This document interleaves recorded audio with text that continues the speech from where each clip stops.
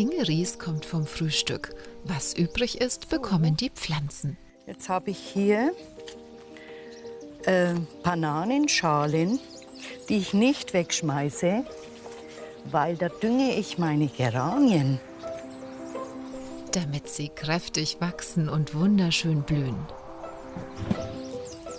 Ich habe 1978 angefangen, Geranien zu züchten. Und da habe ich Samen mir besorgt und habe, die brauchen auch noch wenig was, und habe sozusagen mal ausprobiert, was jetzt wird. Und jede Pflanze hat mal klein mit einem Steckling angefangen, so wie diese besondere Rarität. Kann man gar nicht so hinmalen, wie das die Natur macht. Das ist wunderbar. Inge Ries ist draußen zu Hause und liebt ihren 5000 Quadratmeter großen Naturgarten, den sie mit viel Einsatz und Hingabe pflegt. Das Anwesen liegt östlich von Wunsiedel in Hohenbrunn im Fichtelgebirge. Die ehemalige Mistgrube auf dem Hof hat sie liebevoll bepflanzt. Hier wachsen die 50 Jahre alten Fuchsien der Schwiegermutter. Inge Ries hat ein Händchen für Naturmaterialien. Sie liebt Stockrosen, auch bekannt als Bauernrosen. Ein Paradies für Insekten. 2005 machte Inge Ries die Ausbildung zur Gartenbäuerin und teilt die Schätze ihres Gartens mit Kräuterbegeisterten, so wie Marie Swakowski. Momentan haben wir den Lavendel. Also der wäre jetzt wunderschön. Du siehst ja selber, der wird von allem geliebt. Also ob das ein Schmetterling ist oder egal was. Wir liegen heute richtig, denke ich. Wir destillieren heute Lavendel. Marie Swakowski gibt Kurse im benachbarten Kräuterdorf Nagel und möchte ein Hydrolat aus Lavendel herstellen. Aus Pflanzenauszügen entsteht eine natürliche Haut- und Haarpflege, aber auch zum Inhalieren oder als Raumduft. In einer Kupferdestille erhitzt sie den kleingeschnittenen Lavendel. Auf den Pflanzenansatz muss jetzt obere Teil mit kaltem Wasser. Und in circa 2 Stunden können die beiden das Hydrolat testen. Bis zum oberen Rand. Das Familienanwesen neben dem alten Schulhaus in Hohenbrunn hat eine lange Geschichte.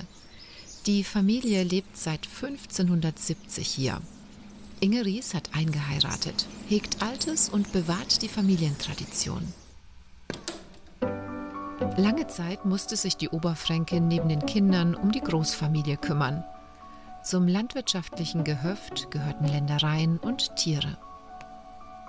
Es war ja früher keine Zeit für einen Garten, weil früher hat man sich um Lebensmittel gekümmert, weil es waren ja harte Zeiten, immer irgendwelche harte Zeiten.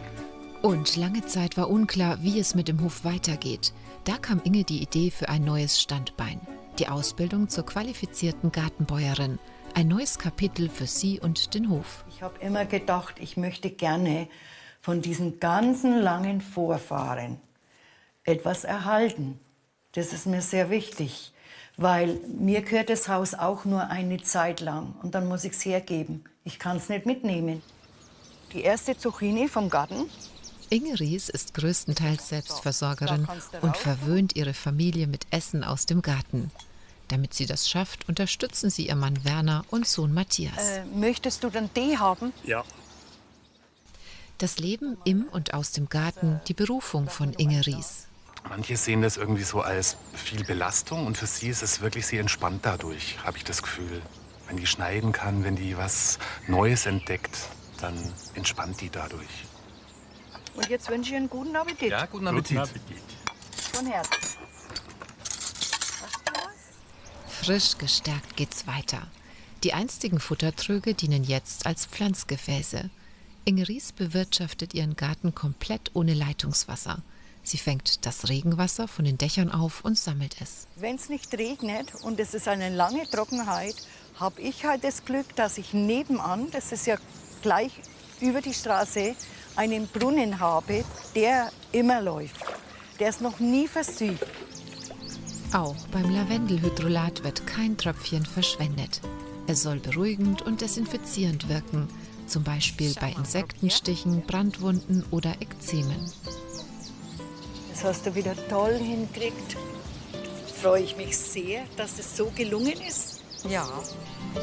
Inge Ries scheinen die Ideen nie auszugehen.